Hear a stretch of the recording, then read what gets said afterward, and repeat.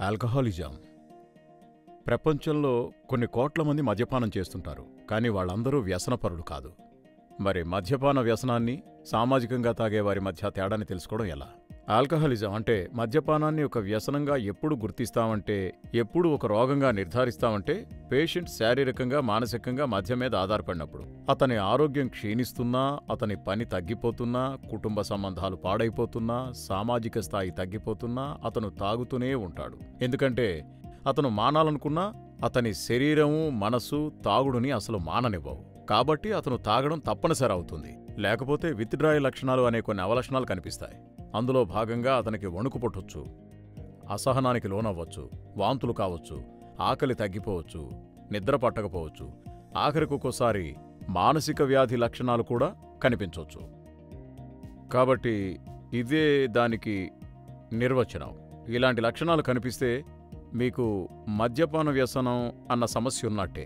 అప్పుడు మీకు ట్రీట్మెంట్ అవసరం. కానీ ఒక వ్యక్తి 1-2 చిన్న మోతాదుల్లో పరిమితంగా తన కోటాని వారాంతరాలలో తీసుకునుంటే, ఎలాంటి ఆరోగ్య సమస్య లేకపోతే, మద్యపాన వ్యతిరేక లక్షణాలేవి కనిపించకపోతే అది మరీ అంత సమస్య ఏమీ కాదు. దాన్ని ఒక సామాజిక అలవాటుగా వదిలేయొచ్చు. కానీ దానికి మించిందేదైనా మద్యపాన వ్యసన పరిధిలోకే వస్తుంది. అది ఆల్కహాల్ డిపెండెన్సీ సిండ్రోమ్ కిందకే వస్తుంది. అయితే మద్యపాన వ్యసనాన్ని మళ్లీ ఆ సమస్యను ఒక సమగ్రమైన పద్ధతిలో చికిత్స చేయాలి. ప్రాథమికంగా పేషెంట్ తీవ్రమైన వ్యసనంతో బాధపడుతుంటే, భారీ మోతాదుల్లో తాగడానికి అలవాటు పడి ఉంటే ఈ చికిత్సని ఇంట్లో కానీ ఓపీలో కానీ చేయలేం. పేషెంట్ని ఆసుపత్రిలో చేర్చడం తప్పనిసరి. అయితే ఆసుపత్రిలో మొదటి స్థాయిగా డీటాక్సిఫికేషన్ అనే చికిత్సని అందిస్తారు.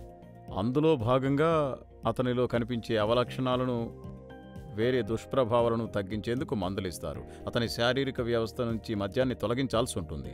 అలాగే అతని అవలక్షణాలను నియంత్రించడానికి లోపలికి ఎన్నో ద్రవాలు, విటమిన్లు, ఇతర ఔషధాలను పంపించడం జరుగుతుంది. చికిత్సలో ఈ భాగాన్నే డీటాక్సిఫికేషన్ అంటారు. అది 1-2 వారాలు కానీ గరిష్టంగా 3 వారాల పాటు కొనసాగొచ్చు. దాని తర్వాత అతనికి డీ ఎడిక్షన్ అనే వ్యసనాన్ని తగ్గించే 2వ స్థాయి చికిత్స మొదలు పెడతాం. దానిలో భాగంగా మరింత మానసిక చికిత్స, ప్రవర్తనాపరమైన చికిత్స, మరింత కౌన్సిలింగ్ని అందించడం, కుటుంబ సభ్యులు మరింత పాల్గొనడం, సామూహిక సమావేశాలు జరుగుతాయి.